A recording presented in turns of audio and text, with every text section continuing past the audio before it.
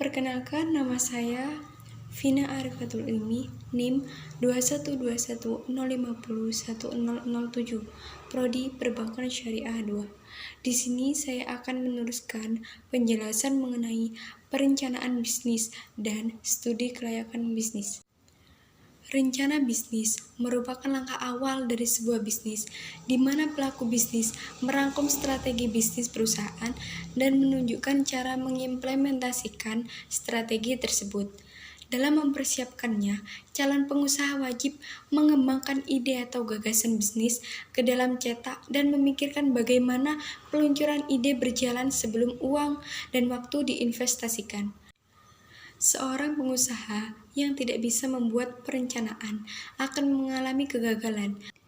Agar tujuan tersebut tercapai, maka hendaknya melakukan investasi dahulu dengan studi kelayakan bisnis untuk menghindari kegagalan.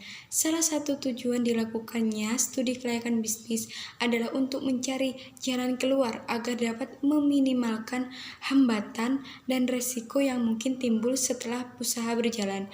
Studi kelayakan bisnis merupakan berbagai aspek seperti pemasaran, operasi, yuridis, sumber daya manusia, lingkungan, dan keuangan yang ada di dalam suatu rencana usaha yang perlu diteliti dan dianalisis sehingga rencana usaha tersebut akan ketahuan layak atau tidak layak dilakukan.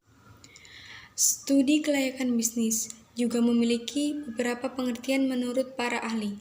Yang pertama, yaitu menurut Soemitra tahun 2015, bahwa studi kelayakan bisnis adalah suatu kegiatan yang mempelajari secara mendalam tentang suatu kegiatan bisnis yang akan dijalankan dalam rangka menentukan layak atau tidaknya suatu bisnis atau usaha tersebut dijalankan.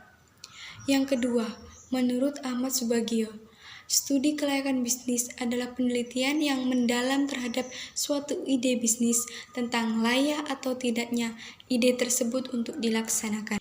Yang ketiga, yaitu menurut Umar tahun 2015, studi kelayakan bisnis merupakan penelitian terhadap rencana bisnis yang tidak hanya menganalisis layak atau tidak layak bisnis itu dibangun, tetapi juga saat dioperasionalkan secara rutin dalam rangka pencapaian keuntungan yang maksimal untuk waktu yang tidak ditentukan. Yang keempat, menurut Subagio tahun 2015, studi kelayakan bisnis adalah studi kelayakan yang dilakukan untuk menilai kelayakan dalam pengembangan sebuah usaha.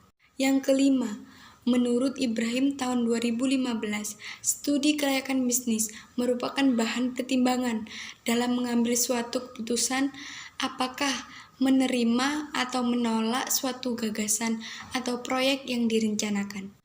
Sebuah rencana bisnis seperti penyusunan studi kelayakan bisnis dapat dilakukan oleh banyak pihak. Yang pertama, yaitu seorang pengusaha. Karena seorang pengusaha pasti mengetahui banyak hal mengenai rencana bisnisnya sendiri. Yang kedua, seorang investor atau kreditor. Karena mereka akan lebih yakin dengan keputusan mereka untuk memberi kredit atau memberi investasi kepada perusahaan tersebut jika mereka sendiri yang membuat studi kelayakan bisnis. Yang ketiga, seorang pengusaha ataupun kreditor atau calon investor dapat meminta bantuan dari konsultan jikalau diperlukan. Seorang konsultan dapat membuat studi kelayakan bisnis untuk kepentingan employer. Yang keempat, pemerintah juga memerlukan laporan studi kelayakan bisnis sebagai data atau bahan laporan perusahaan, karena bagaimanapun juga secara langsung atau tidak langsung, kebijakan pemerintah akan memengaruhi adanya kebijakan perusahaan. Demikian penjelasan dari saya. Mohon maaf apabila ada salah kata. Wassalamualaikum warahmatullahi wabarakatuh.